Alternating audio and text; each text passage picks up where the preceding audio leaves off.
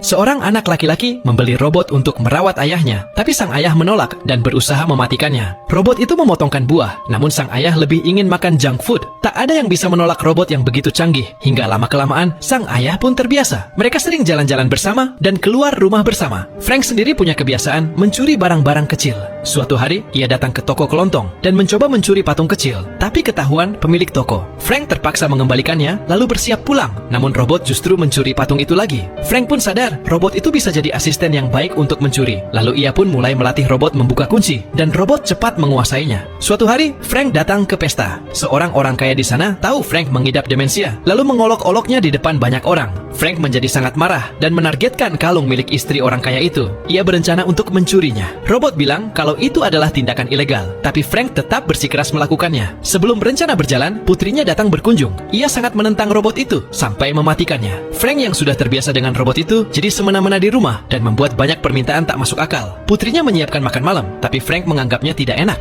Akhirnya sang putri memahami perasaan ayahnya pada robot itu dan menyalakannya lagi. Rencana pun kembali berlanjut. Malam itu, Frank dan robotnya menyusup ke rumah orang kaya tersebut dan berhasil mencuri banyak perhiasan. Namun keesokan paginya, saat membaca koran, orang kaya itu muncul. Ia sudah mendengar kabar masa lalu Frank sebagai pencuri, tapi Frank terus menyangkal. Karena tak menemukan bukti, orang kaya itu terpaksa pergi. Frank lalu masuk ke rumah dan membakar semua barang bukti. Saat itu, robot bilang bahwa ingatan memori robot juga termasuk bukti, jadi harus diformat. Tapi Frank tak menganggapnya serius. Besoknya, orang kaya itu datang lagi bersama polisi dan menggeledah rumah, tapi tetap tak menemukan apa-apa. Tiba-tiba, orang kaya itu melihat robot dan memukulnya untuk mengambil kartu memorinya. Robot pun berpura-pura mengaktifkan program penghancuran diri dan mulai menghitung mundur. Semua orang panik dan lari keluar rumah. Tapi saat waktu habis, robot tidak meledak. Saat itu juga, Frank menjemput robot di pintu belakang dan membawanya pergi dengan mobil.